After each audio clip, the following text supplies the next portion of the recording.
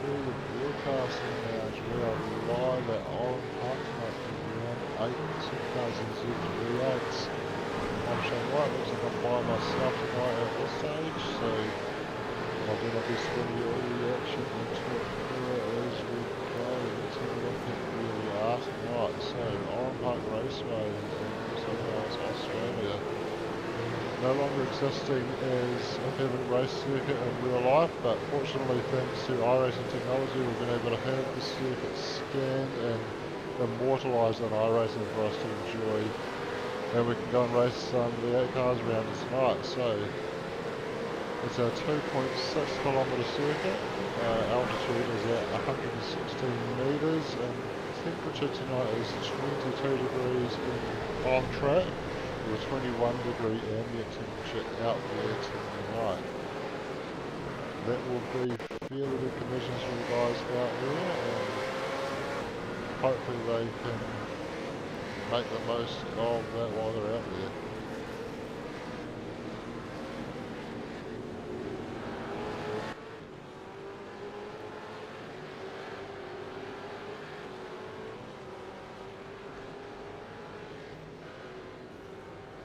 So we're just going through the qualifying session at the moment, just over halfway through that qualifying session, and they will be able to continue running after that time runs out, because it is a single 65-minute race tonight for the final round of the Allport Enduro Cup.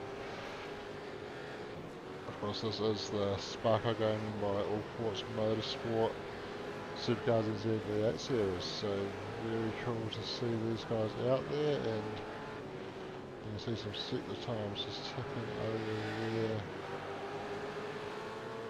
as we roll through. So, what have we got? Darren Lobbs currently sitting top of the board, just ahead of Dion de Graaf, 6/100ths of a second ahead, so very tight in qualifying. Connor Nixon sitting a 10th off pole at the moment, with Richie Stanaway in 4th.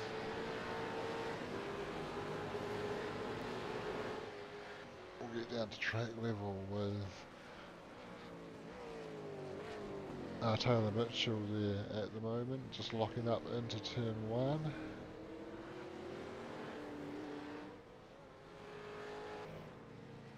Got Richie Stanaway up in 4th position here, just over a 10th of a second off the lead. No sponsors on that car at the moment, but just looking to find some space out there on track.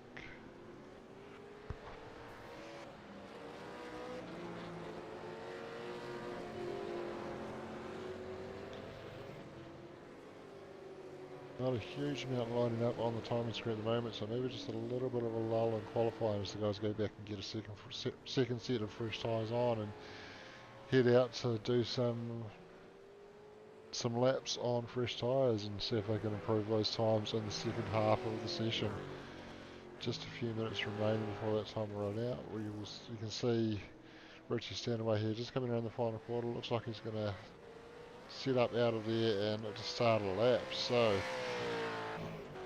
we'll see what he can do on this one. Coming down in towards turn 1 right now. As we go on the roll bar, and he comes through turn 2, Coca-Cola corner, up to 3rd gear, probably sitting on the rev limiter in 3rd, and then back to 2nd on the brakes for a shell corner, turn 3. Accelerate out of there as cleanly as you can, holding 2nd gear on the limiter into turn 4 at Champion Curve, and then try and get the power down nice and cleanly. He seems to have done a good job with that. 3rd gear through the right hand at turn 6 Yokohama Bridge, and then into turn 7 at Foster's Dip. And Shane Gisberg just getting out of the way there as he comes through turn 9 Momo corner. Bit of oversteer on the exit, having to fight that. Throw it over the curbs, finding the steering all the way through. Back down to 2nd gear, turn it into the final corner, Recaro corner, and accelerate out of there. Get as close to the wall as you can to open up that exit. Come across the line, and that has put him to the top of the board. So how good is that? Perfect moment we picked to go on board with Richie for that lap as he puts it on provisional pole. But Shane Van Gisbergen out there just starting a lap now, so it'll be interesting to see how he goes as well.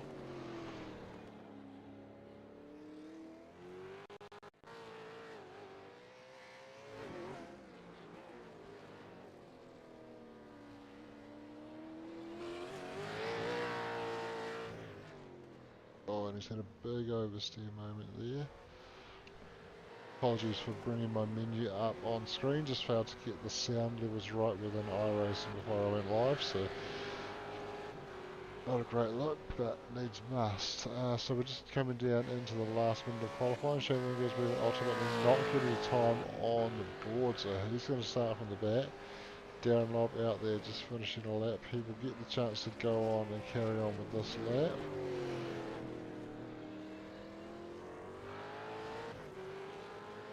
You guys still out doing laps, but not a huge amount of improvement there. James Anderson showing a couple of green sectors, but a little bit down in sector 4 at the moment, and he comes around the final corner. Does he get any improvement there? Comes across the line, stays P8. And seeing a lot of orange currently on the boards. Down to Graf showing a couple of green sectors, just as James did earlier, though going orange in sector 4, and he gives up on that lap. He's going to come into the pits with the number 1 on the car there, and comes into pit lane and toes from the entrance. Darren Lobb finishing that lap off that we saw him starting earlier. Not able to improve position at this stage, and that's him taking the checkered flag as well. Bruce Tannock, few green sectors there, currently sitting P7, so he might be able to jump up the order a little bit here. Stays P7, although improving on his time, but still 2/10 off pole position.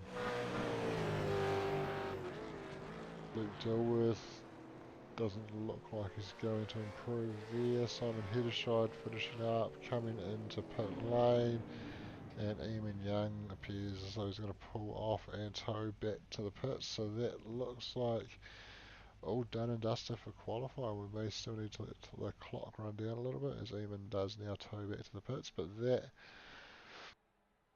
that timer tower on the left hand side of your screen will be your grid, with Richie Stanaway taking pole position. Very tight margin over Darren Lobb, just 0.013 of a second.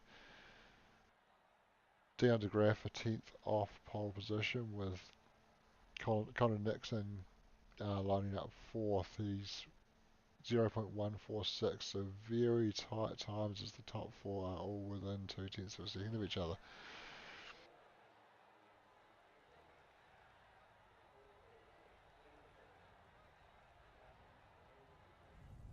And we can have a look at the grid there as the guys do start lining up on the grid. Richie Stanaway taking pole position from Darren Lobb. Down to Graf 3rd, Connor Nixon 4th, Willie McClune 5th, James Anderson 6th, Bruce Tannock 7th, Bryce Harding 8th, Aaron Goodrick 9th, David Nash 10th, Luke Dilworth 11th, Heath Parlett 12th.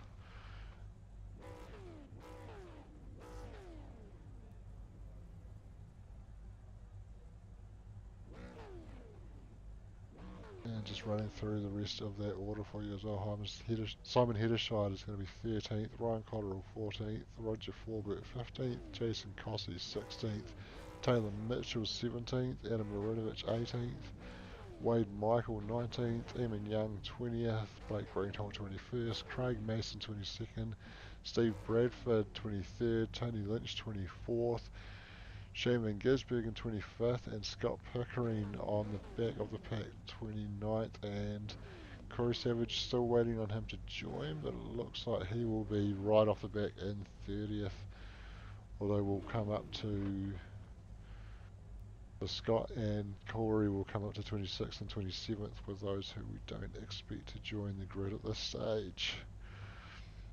Just waiting for a few more drivers to join, waiting for that time to tick down as well. About 20 seconds remaining until they'll be able to set off on their way.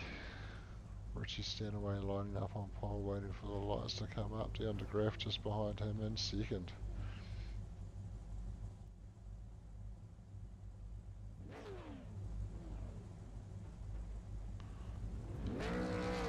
And here we go, the lights come up, the revs rise, and they get ready to go. Green flag, green flag. And they're away, and a lot of wheelsmen. Brooks down away, that goes down to Griff, the jump. Sorry, Darren Lobb, the jump down to Griff's going to go with him as well, and Connor Nixon into third. Richie has dropped way back. Heading into turn one now, Darren's going to lead them with Dion in behind, and there's a moment there for the Repco car, and a lot of checking up. Oh, and a number of cars going around there. One of the skeleton cars involved, Taylor Mitchell off the track. Willie McClune looking very beat up in the Repco Commodore there.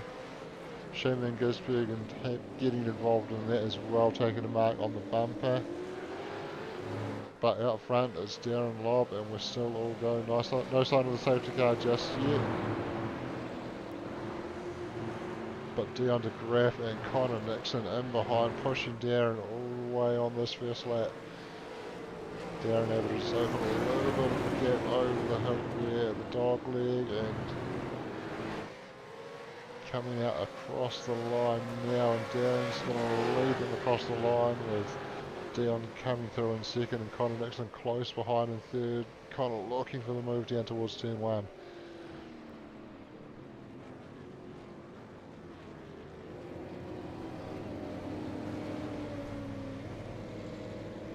And they have slowed up. They are behind the safety car now, so race control seemed fit to throw the safety car, and there was a little incident under safety car by the look of it there at turn one, but didn't quite see what happened there.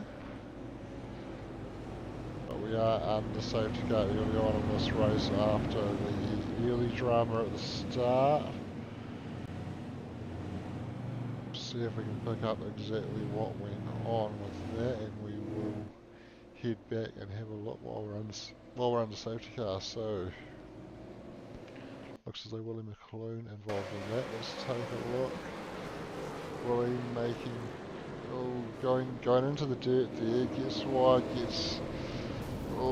so Willie did that by himself, went around in front of the pack and just set off a chain reaction there, so quite unfortunate. We'll see if we can pick up a bit more. Ryan Cotterill involved as well. Oh, Ryan getting turned in the chain reaction with everybody checking up there. That's really unfortunate.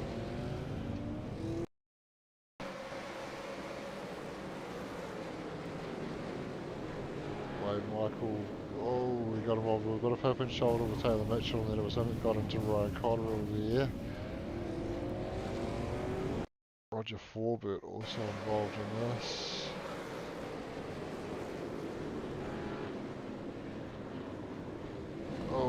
Roger getting turned as Ryan went around, so all just a bit of a messy chain reaction, unfortunately. Number of guys involved, but we go back to live and we are behind the safety car, and nobody has taken their compulsory pit stop as yet. Of course, new rule brought in recently with the safety car, your compulsory pit stop window will not open under safety car. So while you can normally pit at any time, once the safety car comes out in the earlier laps, you cannot serve that compulsory pit stop. So these guys will have to wait until we go green again before they can serve that. So that's why nobody has taken the opportunity to get that out of the way. A few guys have been to the pits, presumably just to repair damage. So Willie McClune has taken a stop. Shane Van Gisbergen and Aaron Goodrick, those guys are all stopped. Unfortunate for Aaron to have such a rough start to this one. He's our race week sponsor with Rosetown Motor Group, so not how he would have liked his race to go while he is sponsoring this week's racing, but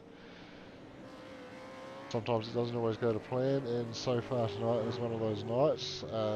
That pit stop he's taken to repair damage unfortunately won't count as a compulsory pit stop, so he will need to be in again at some point, and we're getting ready to go green. Safety car's in, Darren Lobb has control, and he goes. He's able to get a bit of a gap on Dion there,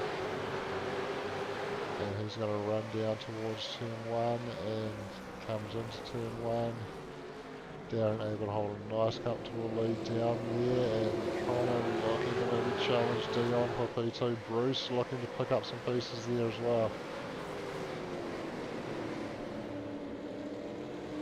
So far looking much cleaner than the first time around. Nothing red coming up on my excellent logger there, so no crashes at this stage. A few passes going on.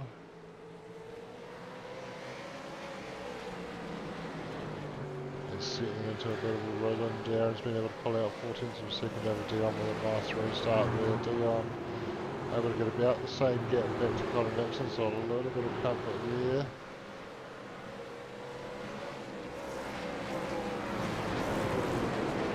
Spreading out a little bit, but this top 5, nobody really getting away massively. I heard some tyre screeching in the background there, but no data as to what that might have been, unfortunately. As we've got Bryce Harding sitting in 6th position in the Jim's Mowing Mustang. Coming around turn 1, he's got Luke Dilworth just behind him, and the Vermilion Esports Commodore just behind him. Bit of a lock up for Bryce, so that might give Luke a bit of a sniff. He's going to show the nose into the corner there, not able to fire it down the inside though.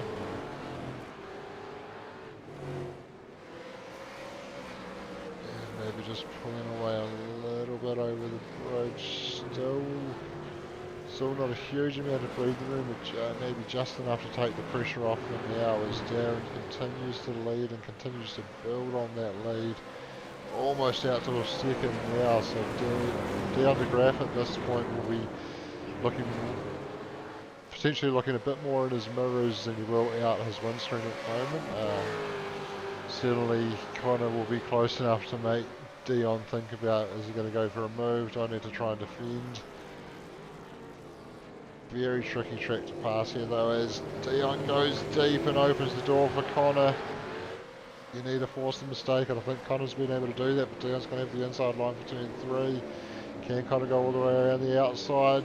Bruce Tannick there sniffing, looking for an opportunity, a bit of a touch, but everybody keeping pointing in the right direction, so that's all good at this stage. And just how quickly Connor had to switch from attack to defence there is, looks like James Anderson there sporting the no rear wing there, so he might have been the Simbrax car that I saw off at turn 1 after the safety car was out, so didn't quite catch exactly what went on there. We might try and have a look back at that if we can later on. Potentially though, James is getting caught up on a little bit of checking up as the safety car was coming onto the track there, so a little bit unfortunate, but certainly looks as though he's been hit from behind by someone.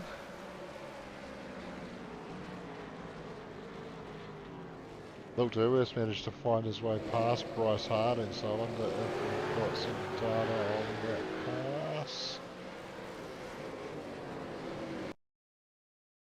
We can have another look at that here as into turn 1 and 2, and similar to the Dion de Graaf incident going deep earlier, we saw there. Bryce just going deep under brakes and locking up and running wide, and Luke able to get down the inside and get the spot, so nice and clean there. But as we were looking at that, Bryce is now back in front of Luke, so we can have a look at that as well. Bryce Harding here.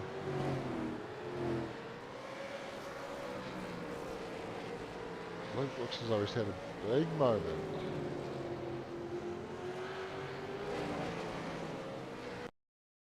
So let's see if we can have another look at that from Luke's perspective. He's come up onto the back of James Anderson very quickly, and then a big rear lock, big drift through the corner, and that just opens the door for Bryce to cruise back on past. So all that hard work, pressure that Luke was able to put on Bryce Harding, and it just hasn't quite worked out for him as he's dropped in behind, and now he has to do it all over again to find a way past. Craig Mason looking very strong at the moment, sitting up in 7th position. He's at 15 spots from where he started. we can actually have a look at the movers and groovers as we mentioned that, and you can see there Craig Mason up 15 spots into 7th position.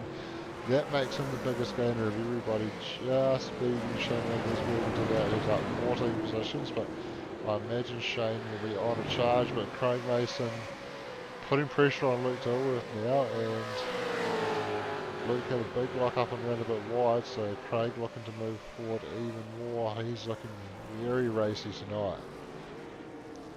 As Luke having another big lock up, and that's going to open the door for Craig to stroll on through. So we saw Luke moving forward earlier, but he is dropping now.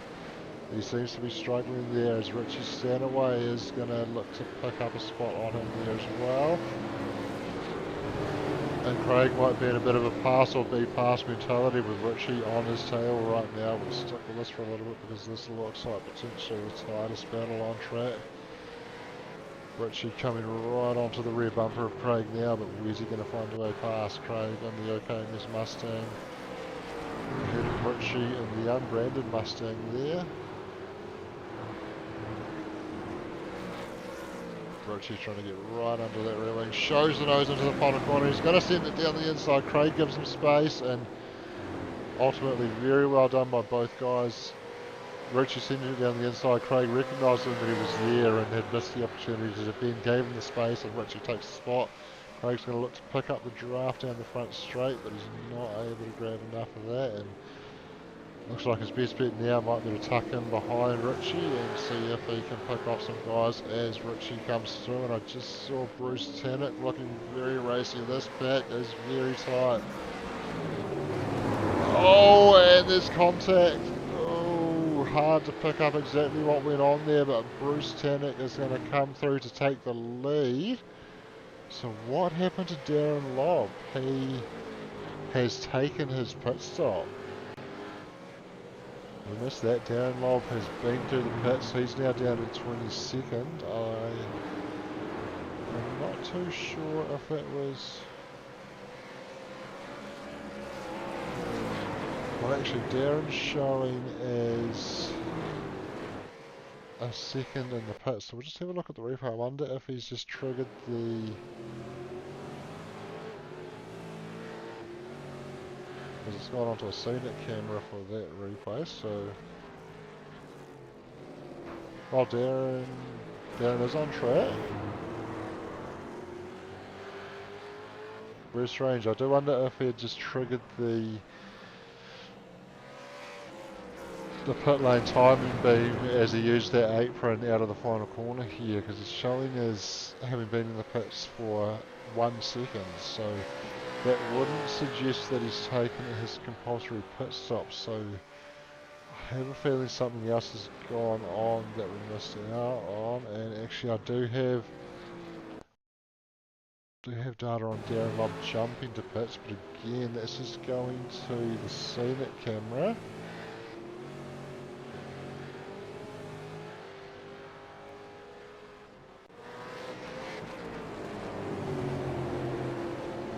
So very strange, but drama for Darren Lobb as he did have to tow to the pits there, unfortunately. So that's given Bruce Tannock the lead after that incident we saw involving Dion de Graaf and Connor Nixon. Connor has dropped way back into 9th position. Dion all over the back of Bruce now looking for a way past, and James Anderson making that two Simblacks in the podium, 2 Simblacks cars in the podium positions at the moment, sitting in 3rd. Richie Stanaway in 4th, also aligned with Simblacks and some of the V8 Scops running that he's done, but currently not running the Simblacks livery tonight.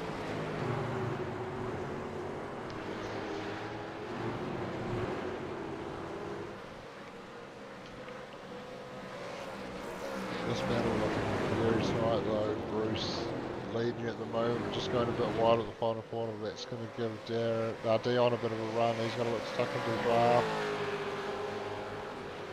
Trying to pick up the draft down the front straight. Can he pull out before the braking zone? He can't quite do that, and it's a very tricky place to pass. That was the longest straight, and the approach through turn 1 and into 2 creates a curved braking zone, which means as you get on the brakes, you're pretty much already committed to your line through there. So if you're going to make a move, you sort of have to be alongside before the braking zone.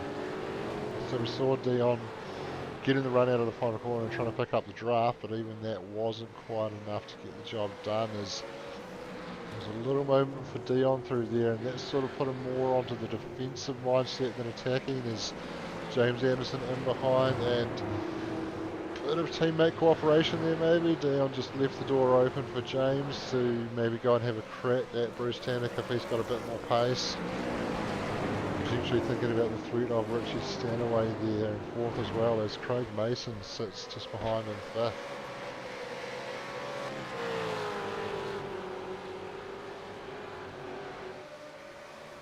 Shane Van Gisbergen taking his pit stop after climbing up as far as being inside the top 10. So he's getting his compulsory pit stop out of the way, and we'll have to watch where he comes out. Once he gets those fresh tyres on, he may jump up through the order, but of course very early on in this race we do have an hour and 5 minutes to race, and we're only a quarter of an hour into that, so very early. Very long way to go on those tyres, but if anybody can do it, it's Shane Van Gisbergen. Connor Nixon dropped down to 7th, has actually come up a spot or two since that incident we saw earlier. Bryce Harding sitting in 8th. He was involved in some of that early drama, but running inside the top 10 now, so looking pretty good for him, and not too far behind is Ian Young for Digital Bogans, sitting in P9. He's up 11 spots, so he's doing very well himself, and we have been looking at those gains for some time, so we probably want to see what some of the gaps are looking like. So there's that.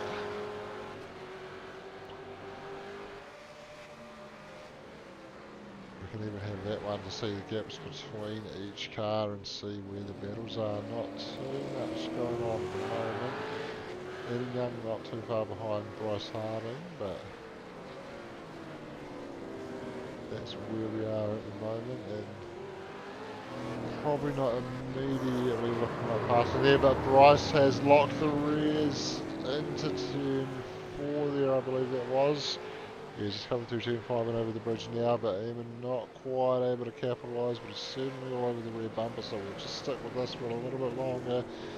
See if anything comes of it, as they're looking to find a way past, but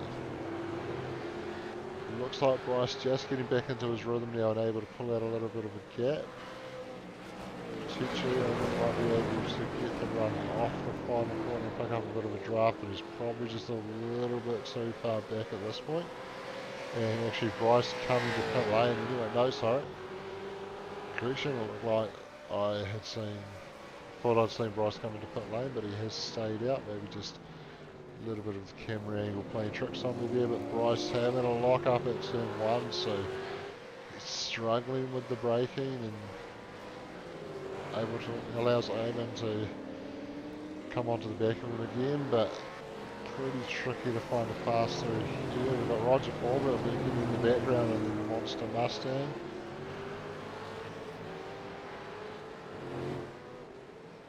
Obviously Monster branding on a Mustang, very well known by Supercars fans for Cam Waters, but I have to say that livery looks a lot nicer than the Cam Waters Monster livery, so if anybody at Sitford's watching, maybe take some inspiration from Roger's livery there. Tony Lynch sitting in 11th, second Digital Bogans car in the field, a bit deep at the final corner there, but able to potentially get a nice exit out of there. He was able to cut back late in the corner and straighten out the exit. And his teammate Jason Cossey not too far behind in 12th.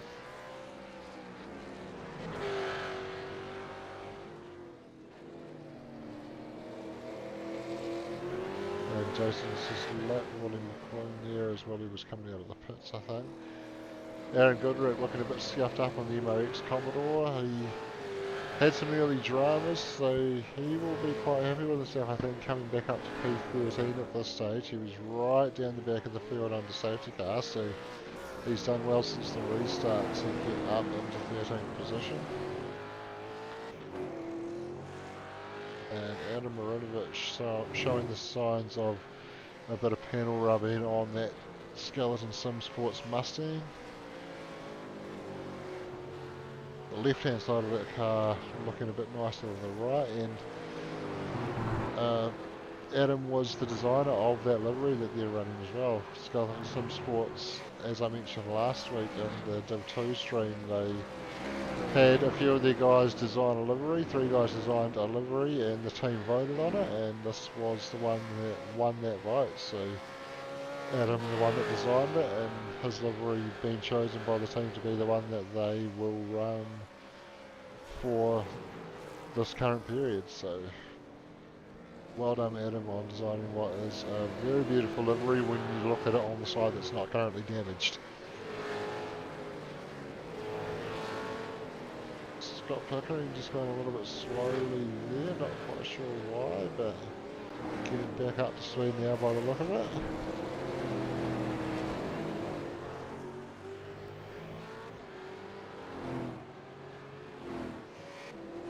And Wade Michael in 16th with the 079. He's currently 1.2 seconds ahead of this guy, Shane Van Gisbergen, who's coming back through the field again after taking his pit stop, and he's putting down some good pace. Currently, well over a second faster than anybody else that I can see on the last lap times at the moment, so he is setting a fantastic pace on these new tyres, and potentially looking at jumping up to the front by the time those pit stops cycle through.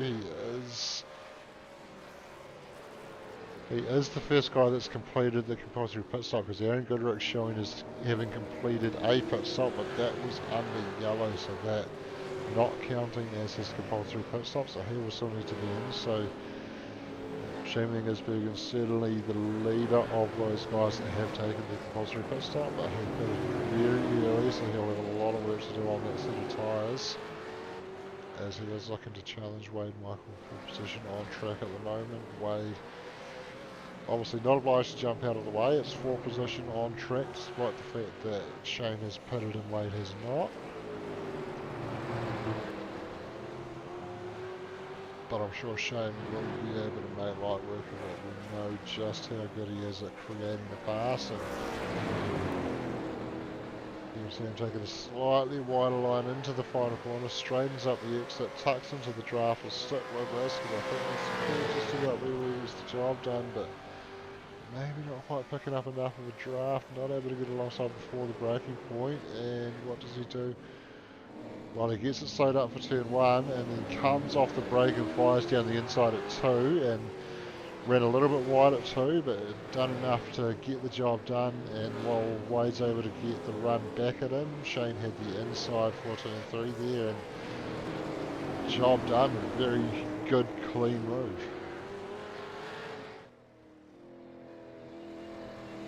Brian Cotterill looking a bit lonely at the moment down in 17th place. Aaron Goodrick's been to the pits again to take his compulsory pit stop now, so he is sitting in amongst the leaders but a lap down, so probably not ideal timing for that pit stop now. He's on fresh tyres but with a lot of traffic in front of him, and looking to try and find a way past down to Graf.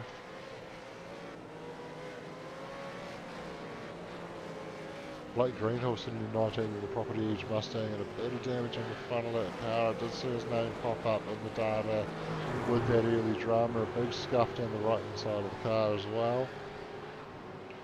So unfortunately I believe he got caught up in the lap 1 drama. And William McLean not having the best of nights, although I believe he's shown us taking 2 pit stops, so I believe he has been in for his compulsory stop. So there will be a few spots that he does gain once those pit stops cycle through.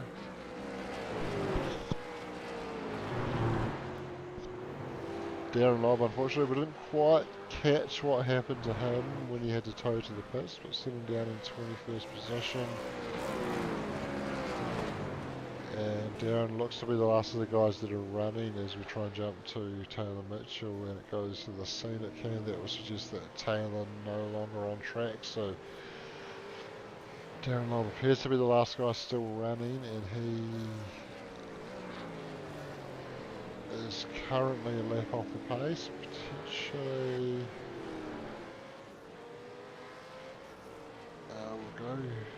We'll bring that up, and that will tell us yes, he's unfortunately 2 laps down, so a bit disappointed that we're not able to see exactly what went on with Darren with that incident, because he had a fairly comfortable lead and then had to tow to the pits. I'm not quite sure why. Hopefully we can get to the bottom of that. If anybody watching the stream has any information on what might have happened to Darren there, please feel free to drop a comment on the chat there.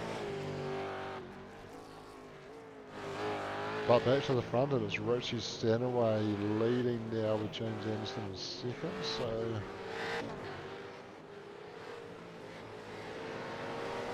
a bit of changing around at the front going on while we're cycling down through the field, so I'll just see if we can get a look back at Richie taking the lead off Bruce Tanner here, getting a better exit off the final corner, pulling out before the braking zone, and this is that textbook move as I described earlier, alongside before the braking zone, able to just cruise around the inside there, and plenty of space given by both drivers, and a nice clean pass by Richie there.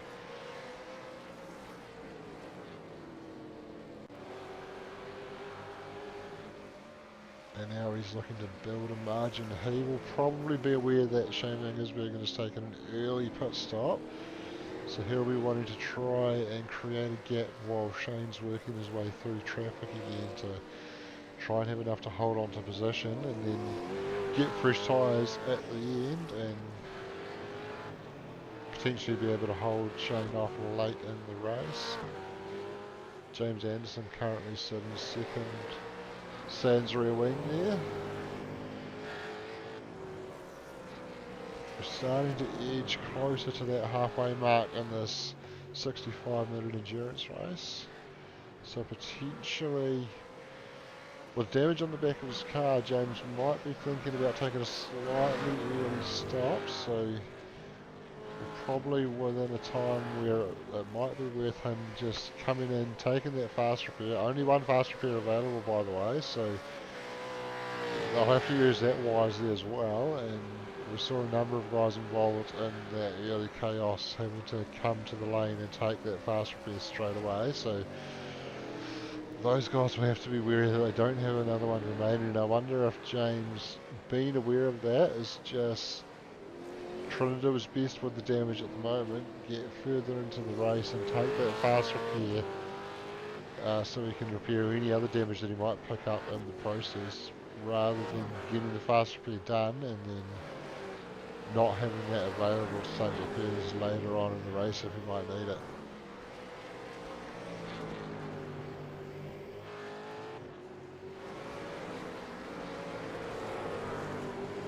Craig Mason continuing to look strong in fifth, up 17 positions from where he started. I don't think he got a lap time in, so he has the pace to be up here clearly, but obviously picked his way cleanly through the early drama and was able to pick up a lot of spots through that and went on a bit of a charge through the field and has settled nicely into running in P5 here, so looking like he's on to pick up a strong result. Luke Dilworth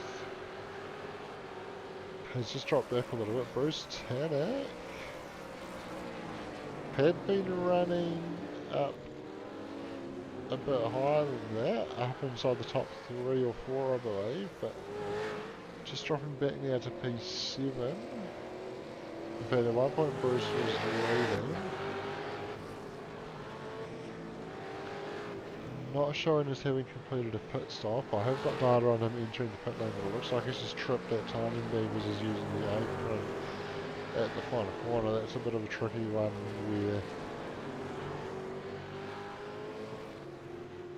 where the the timing being for the pit lane will read you as coming into the pits if you run out along that wall a bit too far, where you can still come back across onto the track, but I'm not quite sure.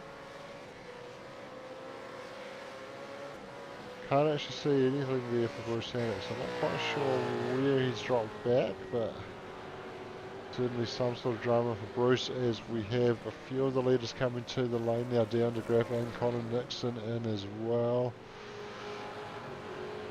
And Connor's teammate Luke currently in the lane. So we'll just stick with this. Connor and Dion hitting in adjacent bays there, and Dion just able to get that stop done a little bit quicker and get out and open up that gap a little bit. So Connor will be a little bit disappointed by that. The times were very, very close, but Dion just a fraction quicker, a couple of tenths of a second quicker than what Connor was able to do there. So able to extend that gap out a little bit, and just enough that while they're in the lane, Shane Van Gisbergen has jumped ahead of them by about 6 seconds back to Dion, and those guys were near the front, so that's a real good indication of where Shane Van Gisbergen is in real terms in this race. And I believe Dion was within that 6-second margin of Richie Stanaway for the lead, so that would suggest that on corrected order we're probably going to see Shane Van Gisbergen jumping to the front, but of course he's going to be on older tyres, and when Richie takes that stop, he's going to be on fresh tyres. A few more guys coming to the lane. Bruce Tannock in the lane, Craig Mason in the lane. He's going to be very early in the pit lane with his pit bay due to where he qualified, and looks like he was sitting there for quite a long time, 16 seconds. That's significantly longer than any other stops that we've seen, so I wonder if Craig was running low fuel in that first stint, try and lighting up the car, but paying the penalty of a longer stop when he came to the lane, as Bruce emerging into a bit of a battle with Luke Dilworth, but able to pick his way past fairly cleanly there.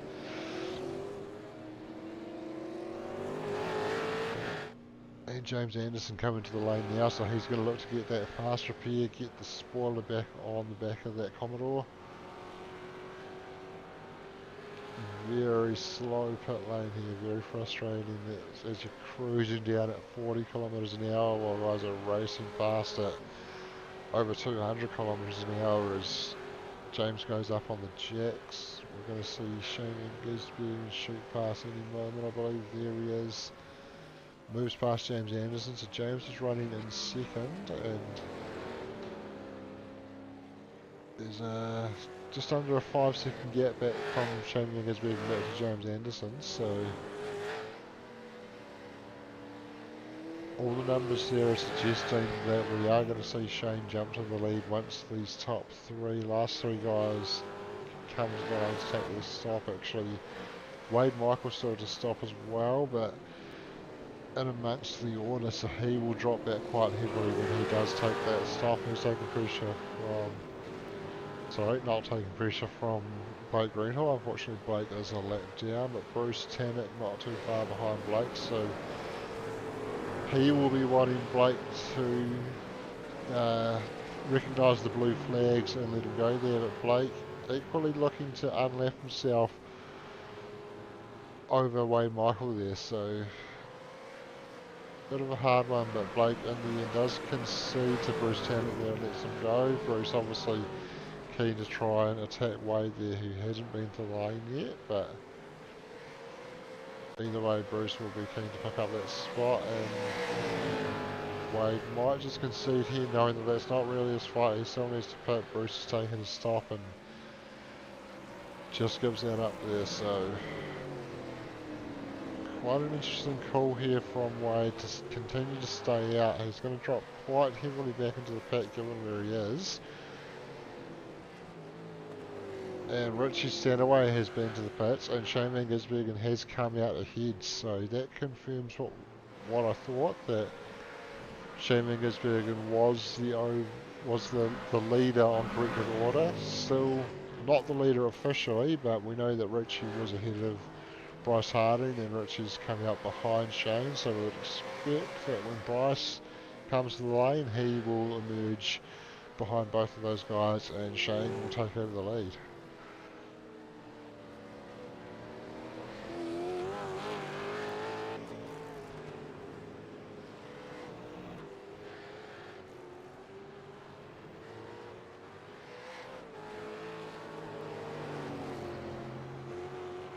Bryce currently just cruising along out there, 14 seconds ahead of Shane Mangersberg at the moment, but of course still needing to take that pit stop.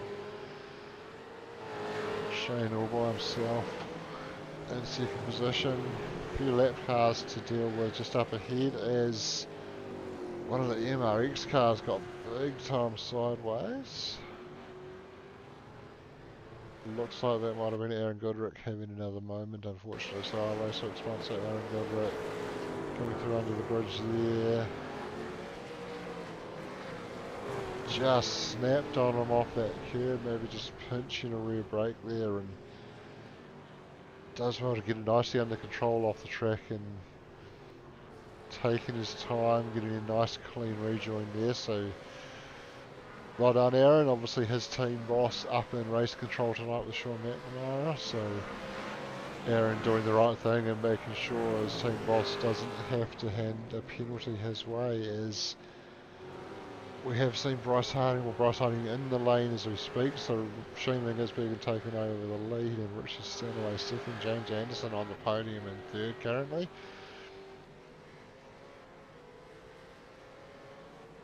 Bryce just up on the jacks at the moment, getting those tyres done, spins up the wheels on the way out, gets some heat into those rear tyres. Still sitting on that limiter, finally able to release it as he goes through the green cones and looking for a nice clean merge out of the pits. And he's found himself in a bit of space. He will have some fresh tyres on there, currently sitting P8, so it'll be interesting to see how he can move forward in this one, as Shane Mangersberg carrying on out in front.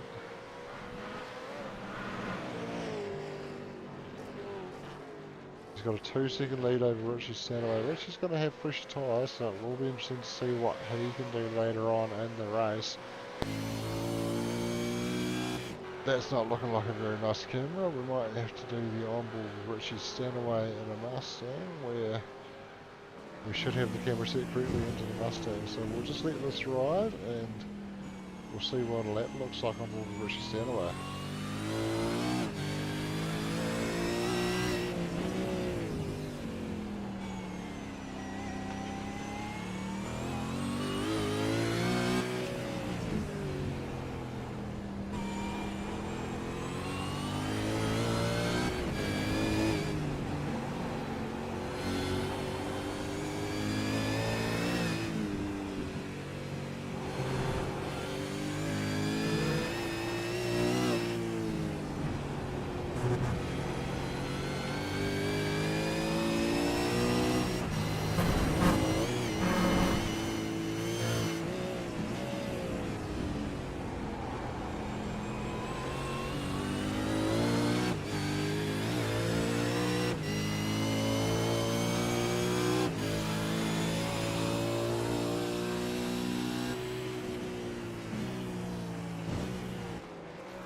And as we come off that, I should hit this and go back to live, but... And we just caught at the back end of that Shane Mangersberg going off track. So let's have a look back at that now. Shane Mangersberg was leading comfortably, goes into turn 1. Just grabs a brake on those old tyres and running wide off into the gravel. And we're going to see James Anderson going past in the 70 car there, with Richie Stanaway already having gone past. So Shane losing 2 spots and dropping back to 3rd position. Currently 2 seconds behind James Anderson. So with old tyres, is he going to be able to have the pace to get back to the front? He might struggle a little bit. We saw obviously struggling with the older tyres to cause the lock up in the first place, and it's a rare mistake from Shane Mangersberg, proving that he is human after all. This looks to be the battle of the race out there at the moment though, with down the graph sitting fourth, Connor Nixon looking to find a way past. Currently just 3/10 of a second at the moment, and that does by far and away look to be the closest battle at the moment. There's only one other battle on track under a second with Jason Koscielny and Andrew Marinovich, but that's just stretched out over a second. So we're going to stick with this. Connor Nixon putting the pressure on down the graph. Taking out the Summer Series last season with Connor Nixon having an epic battle with him all the way to the final race for that one. Connor coming home in second in the end, and he was bitterly disappointed to not take that championship out. And the rivalry continues tonight with Connor wanting to finish ahead of Dion on this one. It's over fourth spot, but I have a feeling these guys will go at it like they're fighting for the win, so this will be a very interesting watch as we come into the last 25 minutes of the race. Still a fair distance to go, still got to think about those tyres, how are you going to get them to the end, so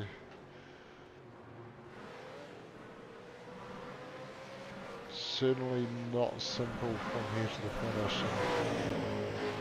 I wonder if Dion's just doing a little bit of tyre managing while Connor's all over the back of him. Let him use up the tyres in the dirty air and the hot air coming off his Mustang.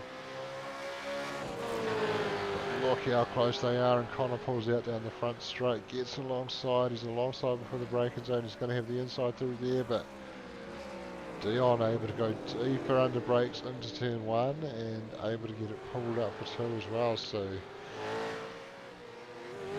Connor might need to be a little bit more forceful than that. He had done enough to be able to expect some space if he had kept it on the inside there, but just not brave enough under brakes there as Dion was able to outbrake him down towards turn one. Did see Dion carry a little bit of a lock into three, which will allow Connor to close the gap up again. So Connor continuing to put the pressure on. Can he force that crucial mistake that he's looking for? You almost need the guy in front to make a mistake if you're going to get the move done around here. It's such a tricky track to pass that, but at the same time with these guys having to work so hard to make the pass, it makes for great racing.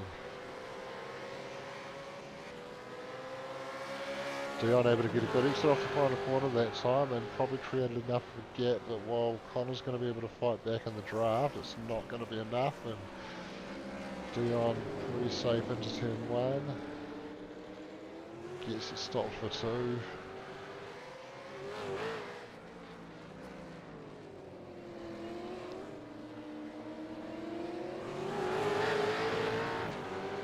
But still Dion not able to relax. Connor right there looking to capitalise if Dion makes a mistake.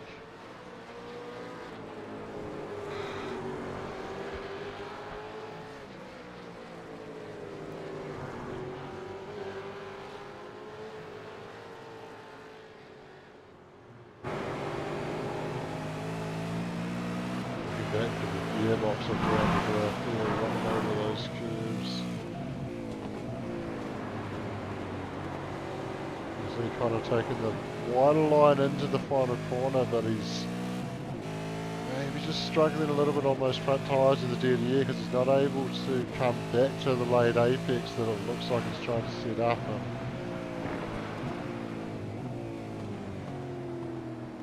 That's just hurted him a little bit because as he runs all the way around the outside, yes, it's a line that allows him to carry a bit more speed as he just shows the nose there into turn three.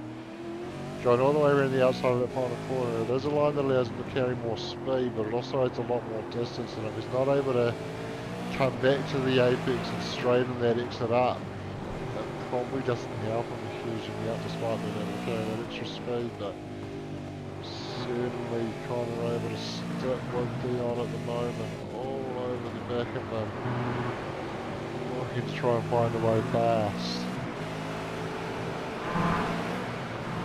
And getting super close through here. Does he think about it in the final quarter? He does enough to make Dion cover. That will allow him to get the better exit. He'll tuck into the draft. He is so close. He's going to try and go to the outside. They are side by side as they come down here. Connor trying to go around the outside at turn 1 and 2. He's kept it alongside through 1. Can he go around the outside at 2 or at least hold it there? Dion able to do enough to get across in front. Covers the line down into turn 3. Not sure it was the right call by Connor to go to the outside down the front straight there. I think he had the opportunity to get across to the left.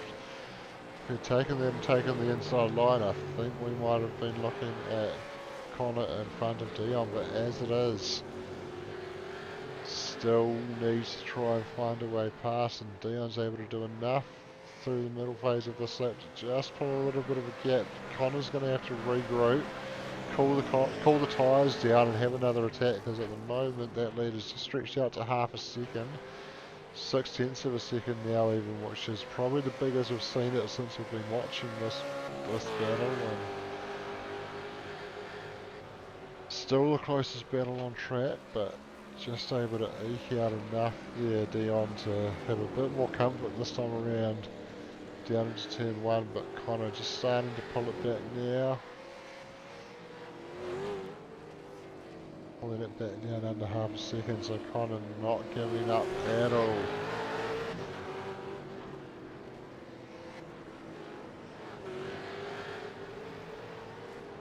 He's had a couple of attempts. He managed to get alongside on the left down the front straight earlier on. Wasn't able to make that work as Dion went deeper under brakes. Last lap we saw him go to the outside down the front straight, went to the right down the front straight to have the outside at turn 1, and wasn't able to make that work either, as all that extra distance around the outside proved to be too much as Dion was able to get across in front. Lap traffic may play a role here as Scott Pickering doing his best to get out of the way, but it's a tricky track to get out of the way.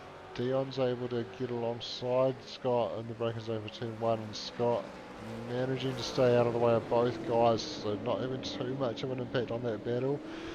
But Connor was able to get right up to the rear bumper of Dion through turn 1, so he's right where he wants to be again. He's all over him, looking to try and find a way past. Can he find a way past? That's the question. I certainly don't know the answer. It's looking like a very exciting battle as we move into the final 20 minutes of this race.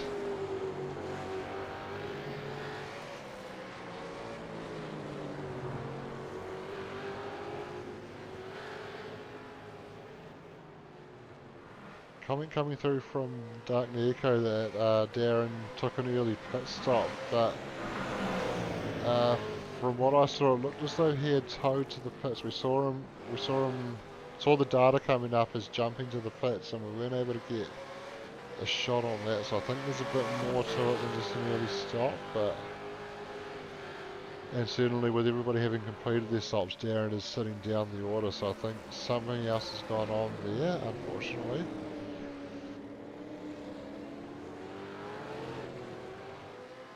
But this is the story at the moment. Connor Nixon still trying to find a way past Dion de Graaf.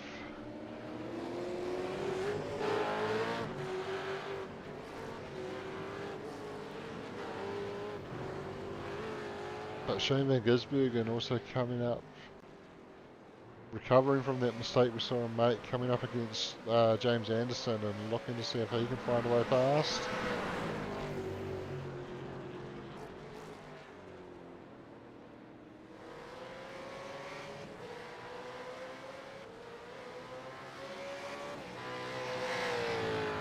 Gap just opening up a bit onto the front straight, so we'll come back and see Connor Nixon very close to Dion de Graaf again. Trying to tuck it to the draft down the front straight. He's got the run, he has half a look, but not able to get alongside before the braking zone, and that's definitely a spot where you need to be alongside before the braking zone. So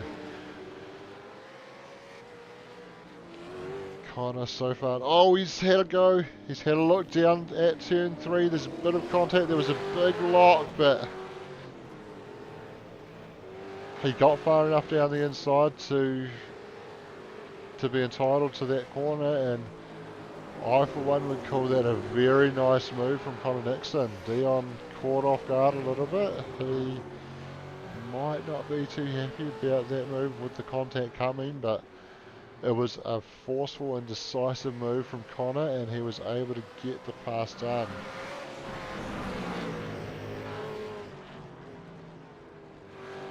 Shane Van Gisbergen has managed to find his way past James Anderson, and we'll come back and have a look at that, but I just want to stick with this, see if Dion can fight back down the front straight towards turn 1 and 2 now.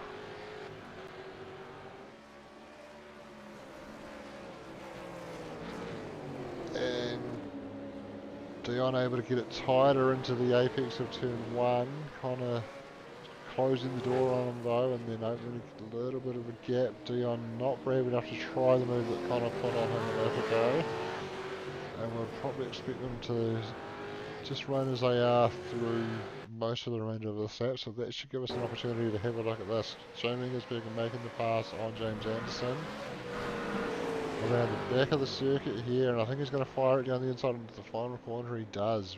Very nicely done. We saw Richie Stanaway pulling a similar move earlier in the race, and Shane able to get that one done. Yeah, as we jump back to live, and Connor still able to hold position over Dion de Graaf, and Dion just holding on though, certainly hasn't let Connor get away, so he'll be looking to see if he can find a way back past, but Connor opening up a bit of a gap down the front straight there.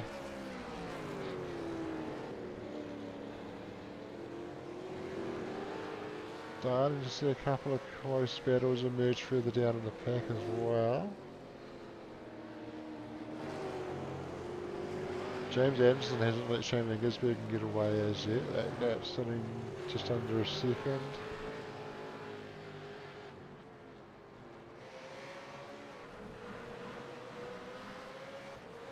Adam Marinovich getting very close to Tony Lynch, half a second in it there.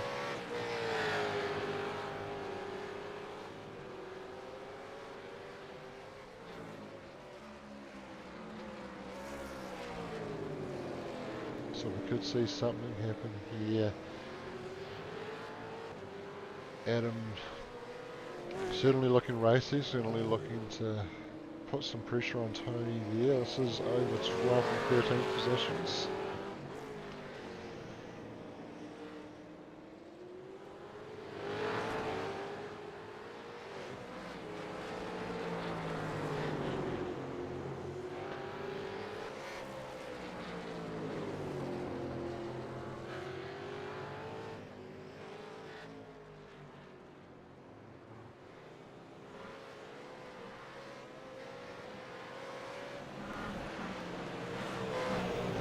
Just able to pull away through that crucial part of the track, and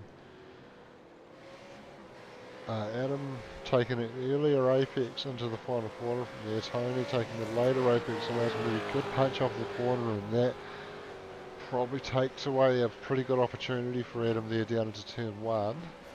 He'll either need to look to take a different line through the final corner to set up that pass in future, or does he get creative Connor Nixon style and look to set something up down here, maybe at turn 3. Certainly not close enough this time around, but that could be an option there. It is a place where you can throw it up the inside there. Certainly not a long straight leading into it, but a fairly hard braking zone for a tight corner, so if you're brave enough under brakes, and there's a spot where you can potentially catch the other guy napping, as we saw Connor Nixon do to Dion de Graaf earlier on.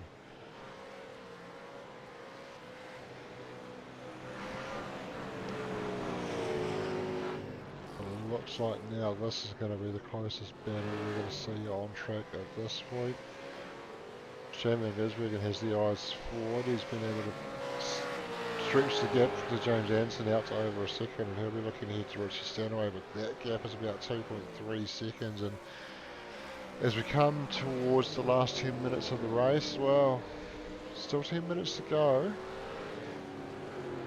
That's going to end up being around 8 or 9 laps, depending on how it transpires as to where Richie Sandaway crosses into the line to take the white flag. So I wouldn't say it's over yet. Shane got a lot of work to do on those older tyres, but he's looking pretty quick. His last lap was about 4/10 of a second quicker than Richie Stanaway, so showing good pace out there, so will be one to watch. As Tony Lynch has been able to pull away a little bit from Adam Marinovich here, maybe Tony getting those tyres into a slightly better window after absorbing some of the pressure. Sounded like I might have heard an engine letting go for someone, and I am seeing Jason Cossey jump into the pits after going off track, so I wonder if he's asked a bit too much of his motor there in the digital bogus Mustang, and yeah, it was him just popping that engine, over-revving it a bit too much on the downshifts through this race and having to tow back to the pits, recognising very quickly what had gone on there and getting off track and towing back to the pits to stay out of the way, but very unfortunate there for Jason. Obviously we popped a few engines in my time on these cars. It's an easy thing to do. No downshift protection like we have in the GT3 cars, so these guys having to figure it out for themselves and trying to use that engine braking to slow the car down. Can be very tempting to hit those off shifts very hard, and if you do that too much, eventually it will just give up and let go on you. So that's what's happened there for Jason, and it's what's happened to me in a number of races over my time racing the V8s on iRacing. So I certainly know that pain. But Adam Marinovich just able to close in again on Tony Lynch, so potentially Adam just got the tyres a bit hot sitting under the rear wing and had to take a couple of laps to cool them off, but front locking going on there into turn 3. Potentially needs to adjust the brake bias a little bit to account for the fact that it's having a little bit of the air taken off that front splitter, being so close to Tony Lynch, and Tony able to just pull away a little bit again as a result of that lockout.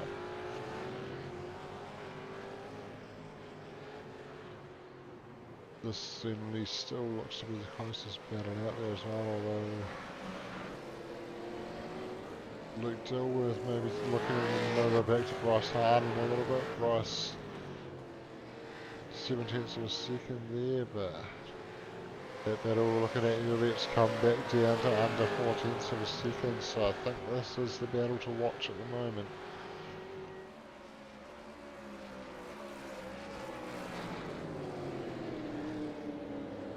But Adam not able to find a way past. Last lap times Adam was about a 1/10.5 quicker, and I believe that was Richie Stanaway just lapping Adam there, so that'll be quite an interesting one, because he's obviously had to concede to Richie there, but if he can just stick with him here, he might be able to take advantage when Tony has to do the same thing, but might have just allowed a bit much of a gap to open up here and might not quite be able to capitalise. Tony's giving way to the blue flags there and has been able to do so without conceding the spot to Wade Michael, but it's got Wade Michael back within striking distance, so we'll see if he can continue to put the pressure on, and Shane Mendes moving not far behind, looking to come up and lap these guys as well. That gap between Shane and Richie Stanaway still sitting at 2.2, so I don't think Shane's going to have enough to quite get to him. But Adam Marinovich has sent it down the inside at turn 1 and manages to get it pulled up.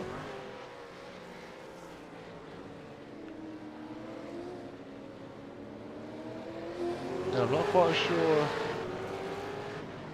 whether Tony just braked quite early or recognised that Adam was sitting in it and just decided to get out of the way there. I wasn't quite paying complete attention to that at the time. I was looking over at my timing screen, so we'll just go back and have another look at that and see exactly what happened. Showed the nose down the straight, pulling out of the draft, tucks back in, and then pulls out again just before the braking zone, and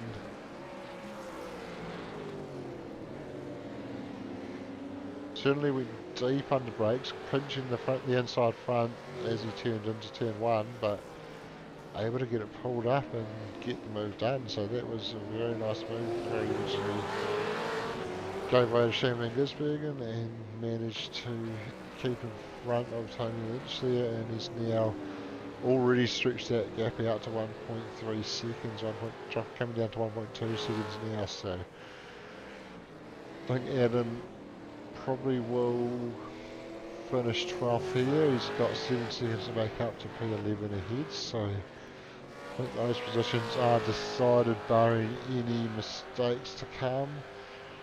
Bryce Harding looking to close in on Luke Dilworth here, inside a second, the gap sitting at about 7 tenths at the moment. It looks like it's been hovering around that 6 to 7 tenths. Shane Van Gisbergen has just been able to break that 2 second barrier to Richie Stanaway, sitting at 1.9896 seconds now, so getting that gap down, but I wonder if it's too little too late. We're inside the last 5 minutes of the race, so not too long to go now. And it's taken a while to get that gap down from about 2.5 seconds to inside 2 seconds, but he's already taken another couple of tenths out on this lap, so we'll keep an eye on it.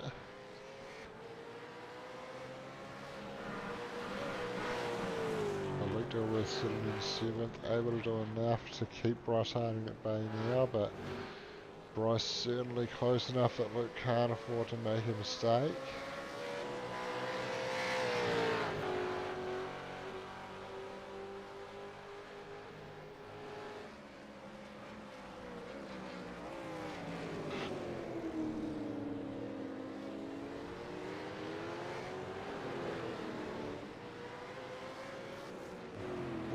At the nose cam for Bryce Harding here, looking ahead to Luke Dilworth.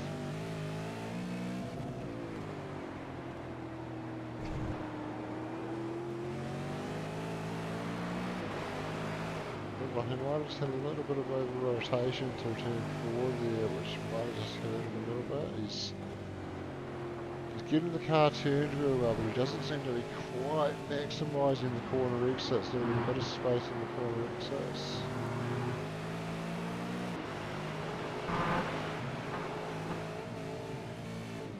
But he's certainly able to stay nice and close to Luke and getting so close under brakes there, but probably still not quite close enough to think about the move with the draft down the front straight and into turns 1 and 2. Look how much they move around under brakes through turn 1. There's such a tricky spot trying to get the cars pulled up at the end of the straight, but fighting the car all the way through that long left-hander there.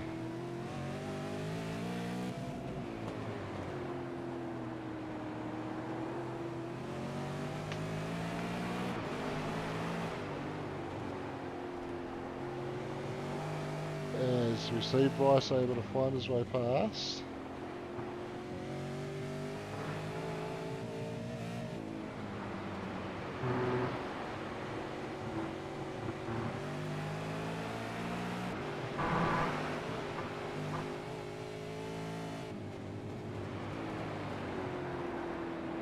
So we'll go back and we'll have a look at that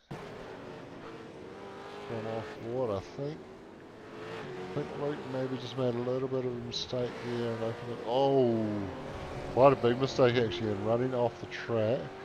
Lucky only to lose 1 spot there really, Luke. So big rear locking over the bridge, and unfortunately succumbing to the pressure that Bryce was putting on him, and well, fortunately for Bruce, I guess, able to get that spot. So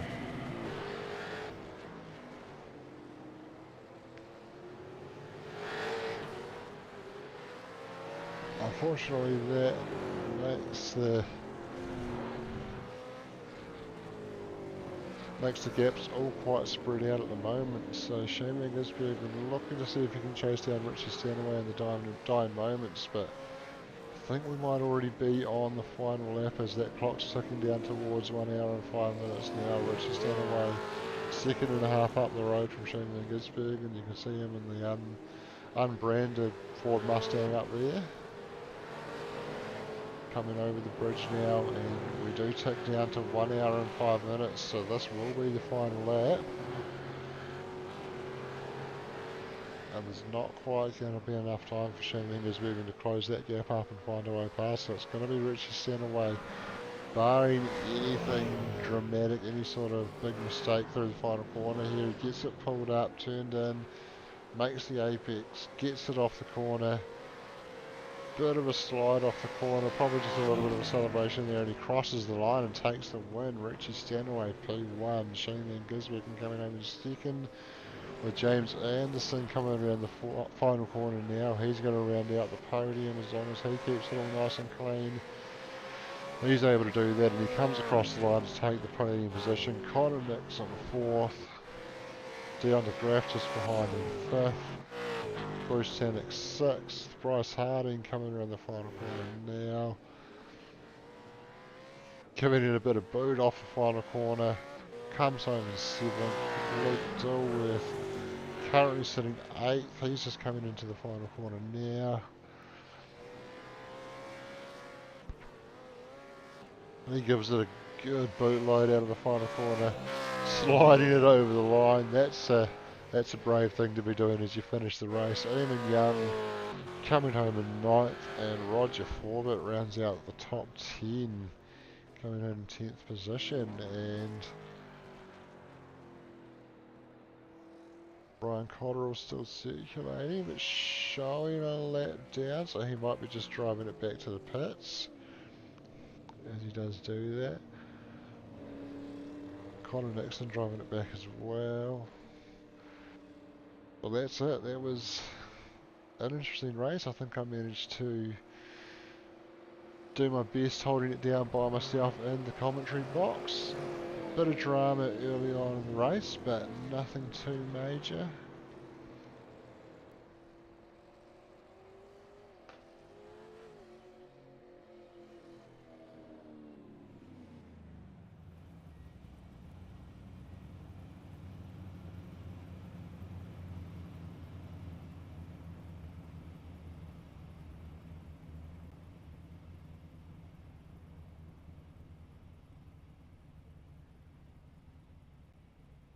So Shane Van Gisbergen, Richie Stanaway taking a decisive win there. Shane Van Gisbergen played the early pit stop, managed to get to the front on a strong undercut, and had a good lead, and then made the mistake, dropped off the track at turn 1 and 2, dropped back to 3rd position, managed to fight back to 2nd, but didn't have enough to come back and find his way past Richie Stanaway, who held on for the win. Very entertaining race there, some good battles, not always tight racing around Oran Park. It just lends itself to it. You have to create the pass, you have to work so hard for the pass, and that's what's great about it. It's a track that's hard to pass, but possible to pass, and that does create very good racing.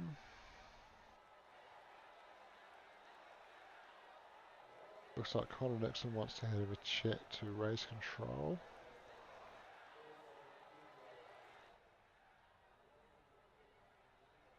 Just looking to see if there's anyone we can pull up for a chat, but I don't think we've got anyone there outside of those in the race control waiting room that were in that race. So we'll let those guys stay in the race control waiting room and have their chats with race control that they're after, and we will sign off with what was a highly entertaining race.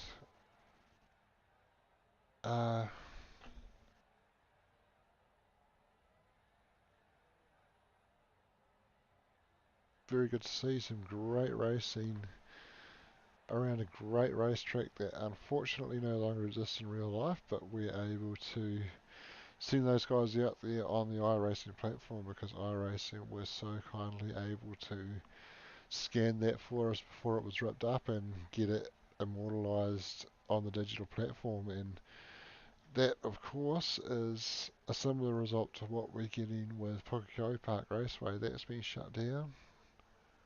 No longer will be used in real life unfortunately, but we will be able to see that in use on the iRacing platform. So very much looking forward to when that's released, and you can almost guarantee that we will be seeing that straight away into our series, and very much looking forward to seeing these guys blast around that.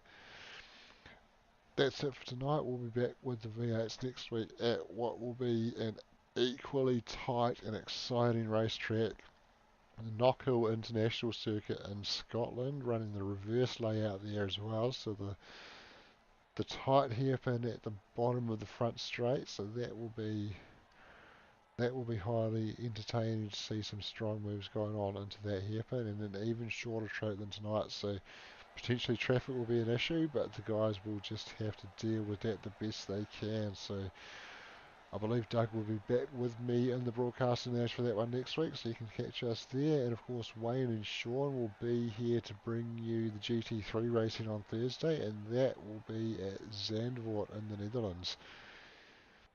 We're getting into the business end of all the championships now, so don't want to miss a thing. So you can catch all the action right here on the broadcasting lounge. Of course, if you're able to race, please do so. Join the racing. If you signed up and you got all the gear, come along, join the race, have some fun, have some battles. But if you can't join the race, make sure you watch it here on the broadcasting lounge. And if you do join the race, tune in afterwards to see all the action for yourself. Thanks for joining us. We'll see you later.